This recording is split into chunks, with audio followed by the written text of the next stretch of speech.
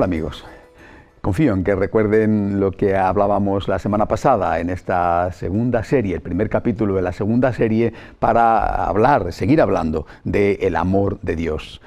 El amor de Dios y las consecuencias de ese amor de Dios a nosotros.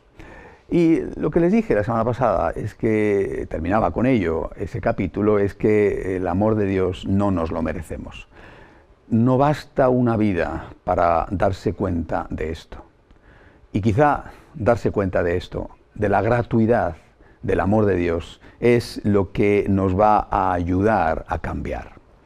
Solo cuando me doy cuenta de que no me merezco tanto amor, solo entonces es cuando empiezo a amar. Cuando el hombre se da cuenta de lo mucho que le ama a Dios y de lo poco que él se merece, es cuando empieza a sanar ese corazón herido por el pecado original, ese corazón herido por la soberbia, ese corazón que un día quiso derribar a Dios de su sitio para colocarse Él. Cuando uno se da cuenta de la grandeza del amor de Dios y de lo poco que lo merecemos, cae de rodillas exclamando: gracias Señor, gracias, gracias, gracias. Quiero amarte como tú te mereces y dar mi vida entera, incluso hasta el martirio por ti, es poquísimo comparado con lo que tú, que has derramado tu sangre, has hecho por mí. Primer punto, fundamental, de verdad, mediten sobre esto una y otra vez, es sanación, es curación para su espíritu. Cuando nos damos cuenta de la grandeza y del inmerecimiento del amor de Dios, es cuando empezamos a cambiar y cuando empezamos a encontrar la paz, cuando empezamos a encontrar el paraíso perdido. Pero naturalmente podemos y debemos decir más cosas sobre este amor de Dios, cómo es este amor de Dios. Y a continuación a mí se me ocurre que lo que hay que decir es que este amor de Dios es un amor redentor. Así lo ha reconocido siempre la Iglesia. Cristo y su sangre derramada por nosotros nos redime de nuestros pecados. La sangre derramada del Hijo de Dios, sin merecerlo nosotros, no por nuestros méritos estamos salvados, sino por esa sangre que fue derramada sin merecerlo nosotros, porque estábamos sumergidos en el pecado.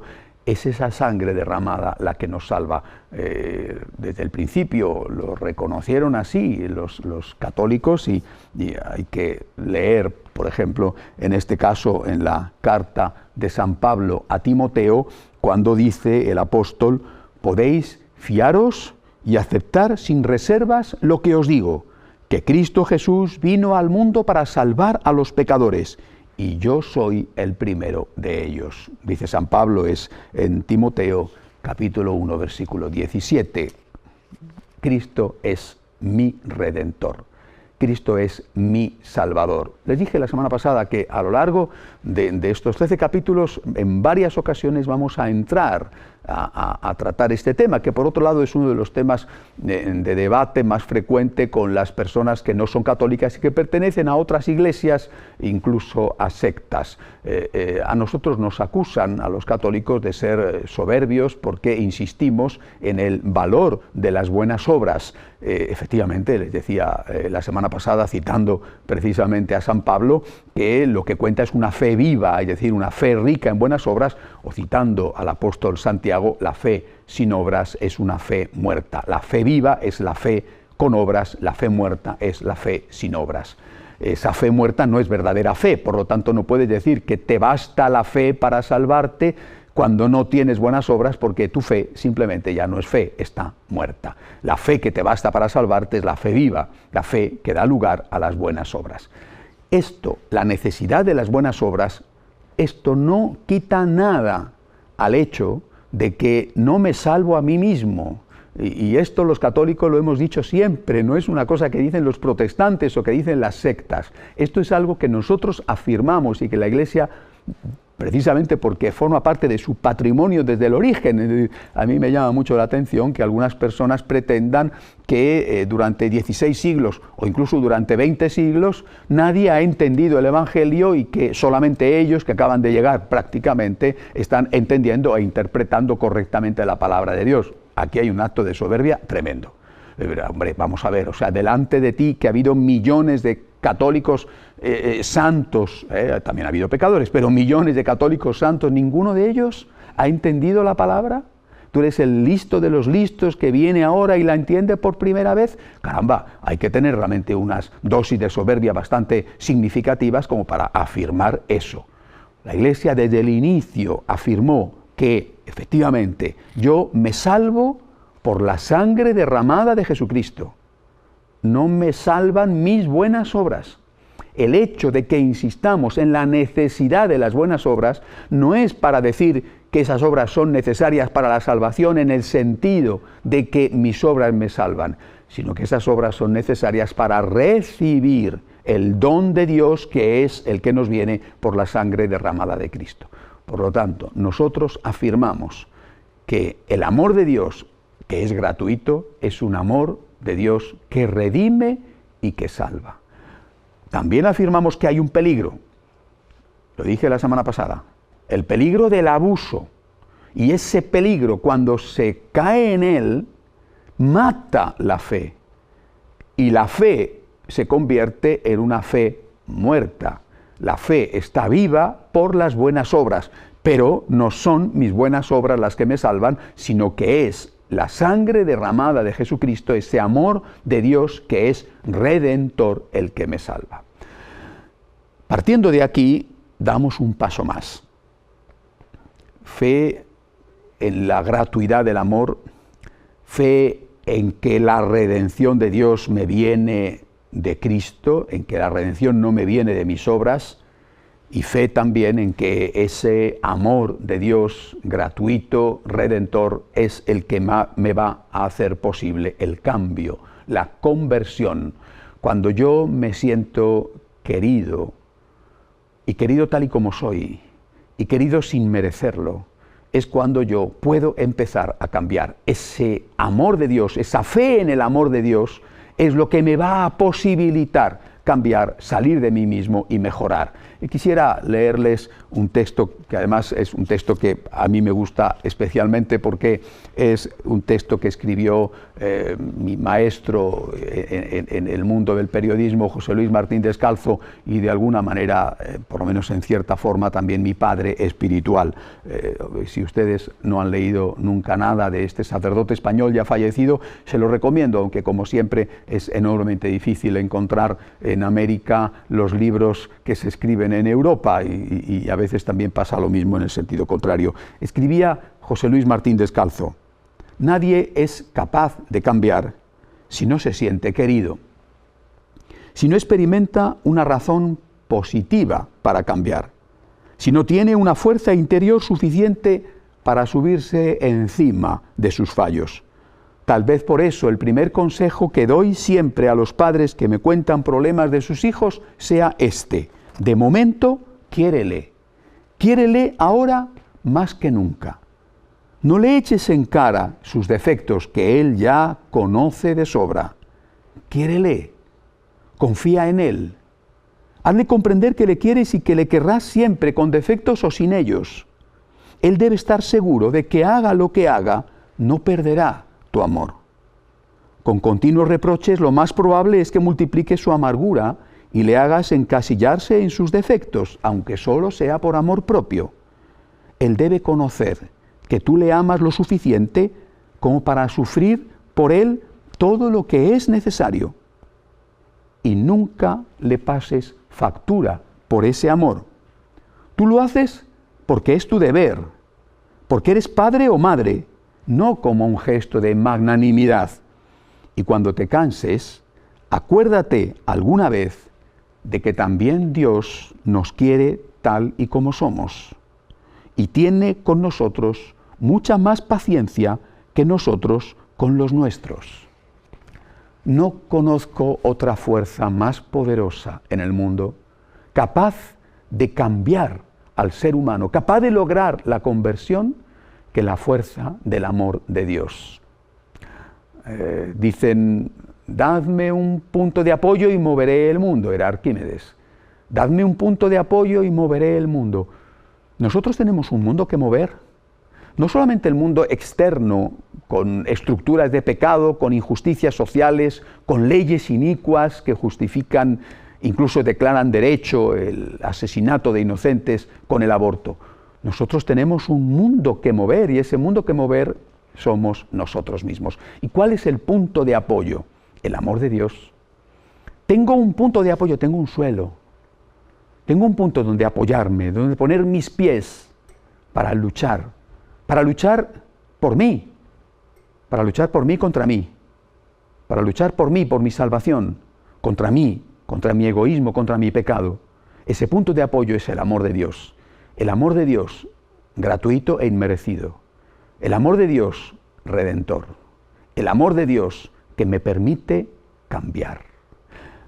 Nunca olvidaré, hace muchos años, yo era un muchacho, yo creo que todavía no me había ordenado de sacerdote, me reunía con algunos seminaristas de otras congregaciones para crecer en el amor de Dios y disfrutar de la presencia del Señor en medio nuestro.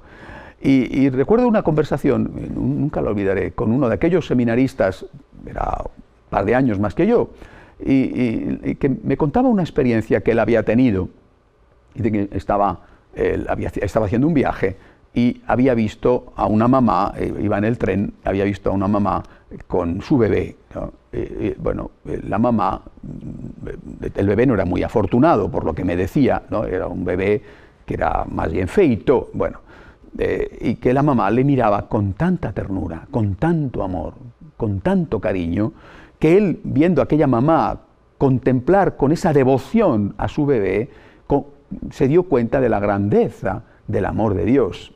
Y me decía, el bebé no se daba cuenta naturalmente de nada, porque era un bebé y no era consciente ni siquiera de quién era él, no solamente de cuánto le quería a su mamá, aunque lo experimentaba, lo sentía.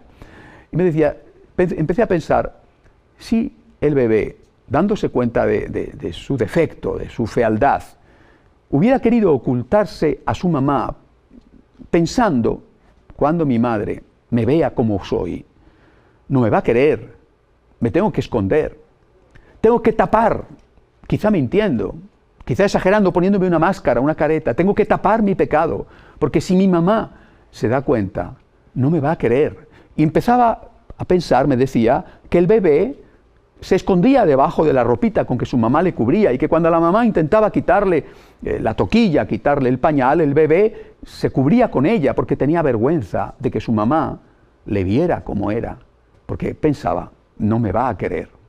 En cambio, la mamá le quitaba la ropa para decirle, te quiero, te conozco y te quiero.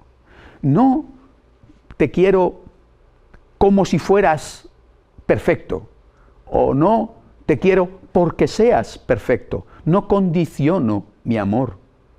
Mi amor por ti es incondicional. Mi amor por ti es el amor de la madre. Ese es el amor de Dios que te quiere, sabiendo cómo eres. No te puedes ocultar a mi presencia. No puedes camuflar tus pecados, aunque intentes mentir. Yo sé cómo eres, te conozco.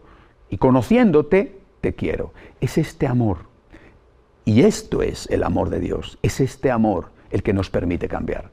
Porque, de verdad, cuando uno se da cuenta de cuán grande es el amor de Dios, es que no puede hacer otra cosa más que caer de rodillas, lleno de agradecimiento.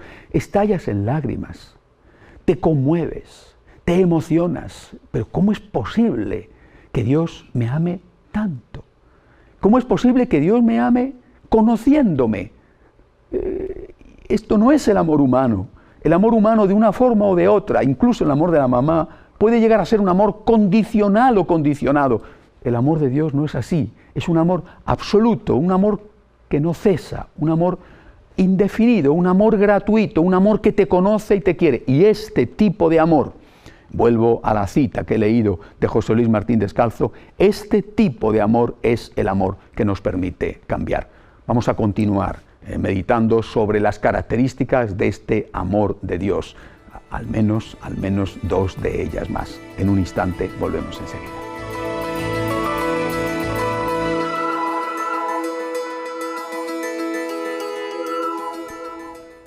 Dios nos ama y podemos decir que ese amor de Dios es un amor que no merecemos. Podemos decir también, debemos decir también, que ese amor de Dios es un amor que nos salva, que nos redime. Por eso decimos con toda propiedad que Cristo es nuestro Redentor. No somos nosotros los que nos salvamos a nosotros mismos con nuestras buenas obras. Es Cristo el que nos redime, es Cristo el que nos salva, aunque nuestras buenas obras sean necesarias para acoger esa salvación de Dios que es siempre gratuita e inmerecida. Ese amor de Dios gratuito, ese amor de Dios redentor, es un amor de Dios que nos permite cambiar. Porque cuando nos damos cuenta de lo grande que es, de lo inmerecido que es, solo entonces surge en nosotros ese sentimiento, del cual hablaré más tarde para terminar este capítulo, el sentimiento de la gratitud, que es el sentimiento en el cual ya se está produciendo el cambio, la conversión. Pero antes, dos cosas más sobre el amor de Dios. El amor de Dios nos sostiene en la lucha y el amor de Dios es perseverante. El amor de Dios nos sostiene en la lucha. Hay una frase en el Evangelio que me parece, todas son bellísimas y todas son extraordinarias y fuente de consuelo, pero hay una que me gusta de una forma especial y que recuerdo y enseño continuamente. Cuando el Señor dijo: venid a mí, los que estáis cansados y agobiados, y yo os aliviaré. Venid a mí. Es una promesa. Y de hecho es uno de los contenidos de la virtud de la esperanza. Venid a mí, los que estáis cansados y agobiados, y yo os aliviaré. Pero es que además de ser una promesa, es verdad. No es una promesa falsa como la que hacen muchas veces los políticos. Te prometo que si me votas voy a bajar impuestos, a aumentar el gasto social. Todo es mentira, todo es mentira. Son promesas electorales que después ellos mismos dicen, bueno, es que ya se sabe, son promesas electorales que se hacen en la campaña pero no se cumplen. Las promesas de Cristo son promesas verdaderas, que se cumplen y que experimentamos cómo se cumplen. ¿Cuánto habrá aliviado un sagrario, cualquier sagrario? ¿A cuántas personas, cuántas lágrimas ha enjugado Jesucristo de tantos rostros de católicos cuando han ido allí a postrarse ante Él, quizá en el silencio de la iglesia o quizá durante la misma Eucaristía, cuando han ido ante una imagen venerada de la Santísima Virgen a mirarla a ella, la Madre del Dolor, pero a la vez la Madre de la Esperanza, cuando han ido ante esa imagen venerada del Cristo que muestra de una forma plástica, de una forma visible, la grandeza del amor de Dios a través de sus sufrimientos. Cuántas lágrimas enjugadas, cuánto dolor, cuánto consuelo, cuánta paz hemos experimentado y experimentamos. El amor de Dios nos sostiene en la lucha. Nosotros no somos diferentes a los demás. Nos golpean y nos hace daño. Se mueren nuestros seres queridos y sufrimos. Enfermamos y nos duele. Y tenemos miedo delante de una operación. Nosotros padecemos igual que los demás, los avatares de la vida. Si hay una crisis económica, nos afecta por igual a unos y a otros. Nosotros también padecemos las consecuencias sobre nuestras familias de esta sociedad que en muchos aspectos es como un veneno que se mete dentro y que por ósmosis contagia a todos, también a nosotros o a los nuestros. No somos diferentes de los demás. ¿Qué es lo que nos hace diferentes? Hay un texto de los inicios de la Iglesia que no está contenido en el Nuevo Testamento, pero que es bellísimo, en el cual dice: nosotros los católicos tenemos en común la mesa, pero no la cama. Y nosotros los católicos no matamos a nuestros niños en el vientre de su madre. Esto es del siglo IV, no es del siglo XX. Es decir, nosotros que sufrimos como los demás, en cambio somos diferentes. ¿Por qué? ¿Por qué? ¿No se han hecho ustedes nunca esta pregunta? ¿Por qué tantos católicos son capaces de poner una sonrisa cuando querrían poner un grito de dolor en el aire? ¿Por qué tantos católicos han sido capaces de aceptar la muerte antes que traicionar sus principios? ¿Por qué tantos católicos han sido capaces de amar a sus enemigos cuando lo que el corazón les rugía era la venganza? ¿Por qué tantos católicos continuamente hacen un sacrificio económico para ayudar con la limosna a personas que no conocen, que son de otro país, de otra religión, e incluso a personas que nunca se lo van a agradecer, porque quizá nunca lo van a saber? ¿Cómo es posible? Si no somos distintos, si no somos de otra especie, de otra generación, de otra raza, si somos seres humanos como los demás, nos golpean y nos duele. ¿De dónde sacamos nosotros la fuerza para eso? Del amor de Dios. El amor de Dios es el que nos sostiene en la lucha. Y esto no es, vuelvo a repetirlo, no es una idea, no es el contenido de una fe abstracta que aceptamos en medio de la oscuridad. Esto es una experiencia que todos nosotros hacemos muchísimas veces al cabo del día y que tenemos que decirlo, que tenemos que contarlo. No soy, tenemos que decir a los demás, no soy diferente de ti. No me cuestan menos las cosas de lo que te cuestan a ti. No soy una persona que no tiene tentaciones. No soy una persona que no tiene rencor. No soy una persona que no tiene rabia. No soy una persona a la cual le es fácil vivir. Soy una persona sostenida por el amor de Dios. Esta es la clave. El amor de Dios me sostiene. El amor de Dios me levanta. El amor de Dios me regenera. El amor de Dios me transforma. Es el amor de Dios el que es capaz de obrar maravillas en mí, que soy un pecador. Eso es lo que dice la Santísima Virgen y eso es lo que cada uno de nosotros experimenta. Por supuesto, nosotros creemos en eso, pero es que lo experimentamos. Hemos experimentado cómo el amor de Dios nos hace capaces de ser personas nuevas. Personas que no hubiéramos sido así, ni mucho menos si hubiéramos contado solo con nuestras propias fuerzas. El amor de Dios nos sostiene en la lucha de la vida. Y este amor de Dios es un amor que persevera. No es un amor de Dios que dependa de nosotros. Como he dicho antes, este amor de Dios gratuito, inmerecido, redentor, que me permite cambiar precisamente porque yo sé que va a estar siempre ahí. Cuando les he contado antes esa historia que me contó un amigo seminarista hace muchos años, a mí esa historia me hizo un extraordinario bien. Yo comprendí lo que Dios me amaba cuando empecé a conocerme a mí mismo desde muy temprana edad, afortunadamente, y me di cuenta de la grandeza del amor de Dios al darme cuenta de que me quería conociéndome.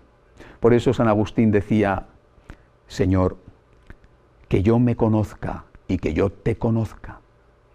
Cuando el hombre se conoce, cuando el hombre no se autoengaña, cuando el hombre se da cuenta de cuáles son sus defectos y sus pecados y en qué abismo profundo, si no se ha sumergido, podría haberse sumergido de no haber sido por el amor de Dios, entonces es cuando te quedas sorprendido hasta el punto de la conversión de la grandeza de ese amor.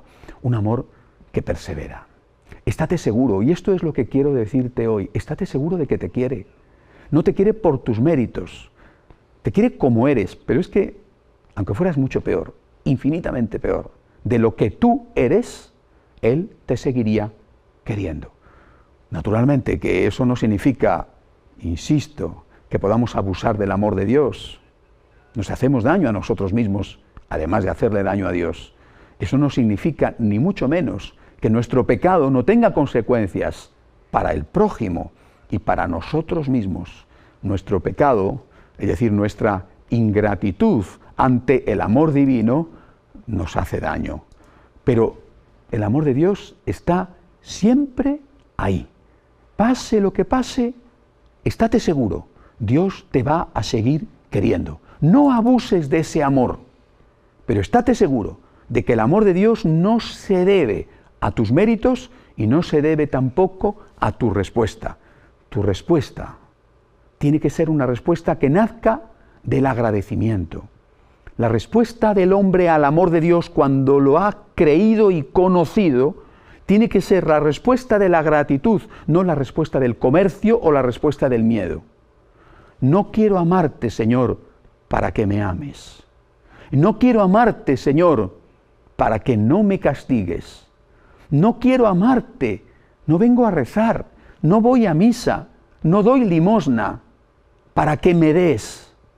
Señor, quiero amarte porque tú me has amado. Quiero amarte porque tú me has amado como soy. Quiero amarte porque tú me has amado y me seguirías amando aunque fuera muchísimo peor de lo que soy. Porque tú me has amado, Señor, yo quiero amarte. Esta es la respuesta al amor de Dios. En estos 2 capítulos es cuando he intentado presentarles la grandeza del amor de Dios. Ahora vamos a entrar, a partir del siguiente capítulo, en algún aspecto importante de la fe, como va a ser, por ejemplo, las crisis de fe. Pero hasta aquí podemos decir, hemos creído y hemos conocido el amor de Dios. Un amor que no merecemos, un amor que nos redime, un amor que nos permite cambiar, un amor que nos sostiene en la lucha de la vida, un amor que hagamos lo que hagamos, persevera. Hasta la semana que viene, si Dios quiere.